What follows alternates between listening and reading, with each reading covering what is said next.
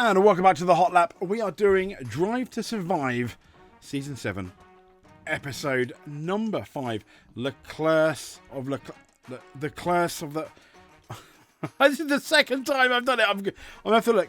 Le Curse of Leclerc. Le Curse of...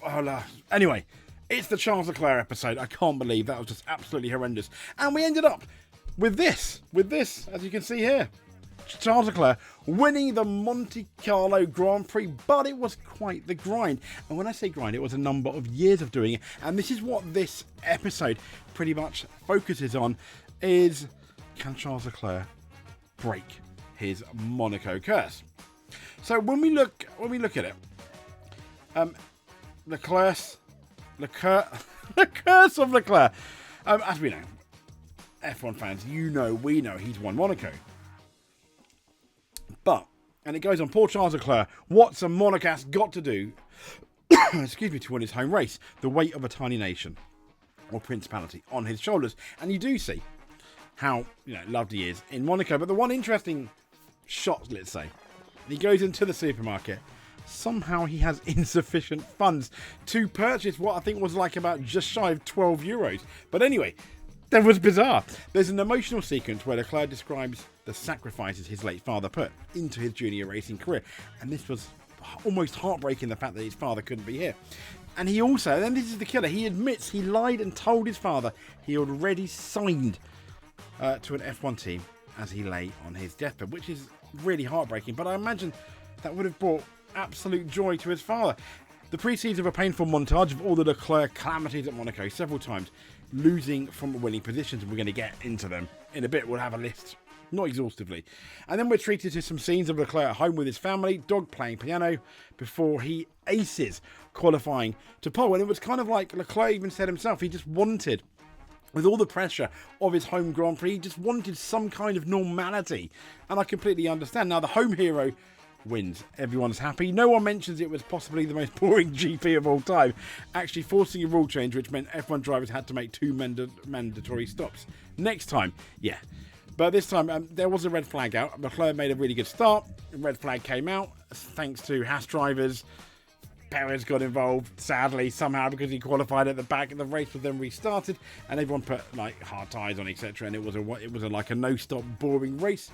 But still, it was an emotional one because everything Charles Leclerc, I'm not saying had given up, but really wanted, and everything his father did for Charles Leclerc, it was absolutely lovely. But in relation to some of the mistakes, I think this was 2022, but here we go. Sometimes he said mistakes can happen, but there has been too many mistakes to date overall.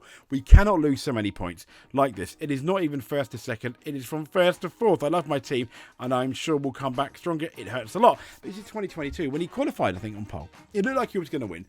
And then they just classic Ferrari in 22. They built an amazing car for the first half of the season, but I mean, they couldn't organise an absolute drunken night in a brewery, so to speak. They are the engineers of a solar power torch, although you probably get them now, or blow up dartboard, but you probably get them now. What's the other one? Chocolate teapot. Yeah, that wouldn't exist with hot water. But anyway, it was a bit embarrassing. And now when we look at all of Charles Leclerc's whoops that he did in Monaco, Formula 2, feature race suspension. Formula 2 sprint race, he went out with an electrical problem. 2018, Formula 1, he went out with brake failure. 2019, a strategy fail in Formula 1. 2019, that's quali. In 2019, race collision damage.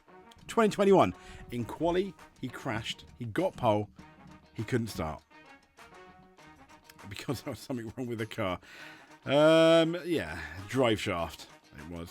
22 in the historic demo, he had a brake failure. I think this one goes a bit more.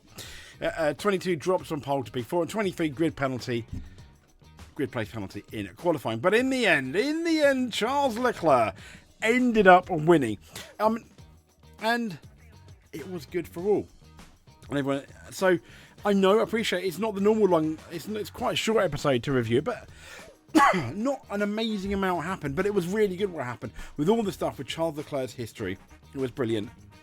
And the stuff with his father was really, really emotional. It tugged at those heartstrings, and finally, Charles Leclerc winning from pole position was the perfect end to that episode.